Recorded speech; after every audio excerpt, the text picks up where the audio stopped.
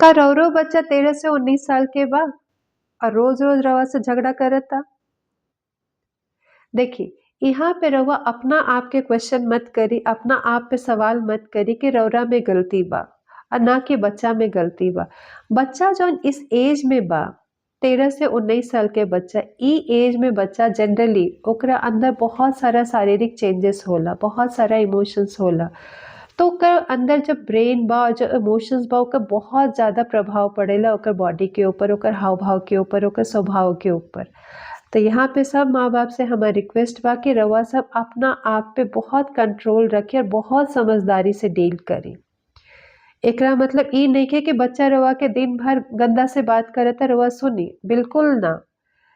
का करे के होई? फर्स्ट थिंग रउआ के करे के बा कि पहिले बच्चा के समझावे के होई कि यस ई तहार दायरा ह, अगर ऊंचा आवाज में हमरा से ऐसे बात करबा तो हम नइखे बात करत आज, ठीक बा? हो सकता रउआ 2 घंटा मत बात करी, 3 घंटा मत बात करी, हो सकता रउआ दिन भर मत बात करी, लेकिन ई बात पे रउआ के टिके रहे के होई कि ना, अगर तू हमरा से ई लहजे में ई तरीका से बात करबा, ऊंची आवाज में बात करबा, हम तरह से बात ना करब। सेकेंड थिंग रउआ के का करे के होई? रवा के अपना ऊपर बहुत कंट्रोल रखे के होई। ऐसा ना कि बच्चा रवा से गाली गलौज कैलस चाहे बदतमीजी से बात कैलस और रवा अपन आपा खो देनी, रवा भी शुरू हो गई नी तुम तड़क करे ना, ऐसे बिल्कुल नहीं करे के।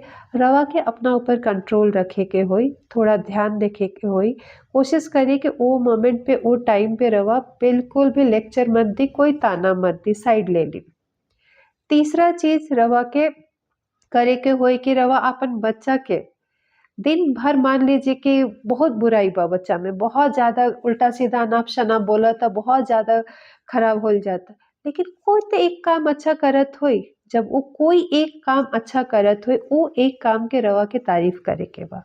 रवा बड़ाई करी कि अरे वाह! अभी जैसे तू हमरा से बात कइला ह, ऐसे बात करबा त हम तहरा से बात करे खातिर तैयार बानी।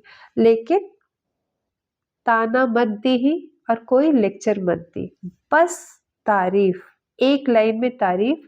कोशिश करी कि एक बाउंड्री बनाई, वो बाउंड्री के अंदर ही रहे के होई। हमरा लगता ई सब अगर रवा तीनों चीज करत तानी तो रवा अपन बच्चा पे बहुत अच्छा कंट्रोल कर सकब, रवा हाथ में पावर रही, रवा अच्छा से वो पेरेंटिंग के डील कर सकब। ओकरा बाद भी अगर कोई मिस्टेक होता, कोई गलती होता, तो फिर बच्चा के थोड़ा काउंसलिंग की ज़रूरत हो सकेला। अगर रउआ सबके हमारी वीडियो अच्छा लगल होई तो हमारे वीडियो के लाइक शेयर और सब्सक्राइब जरूर करी। Thank you.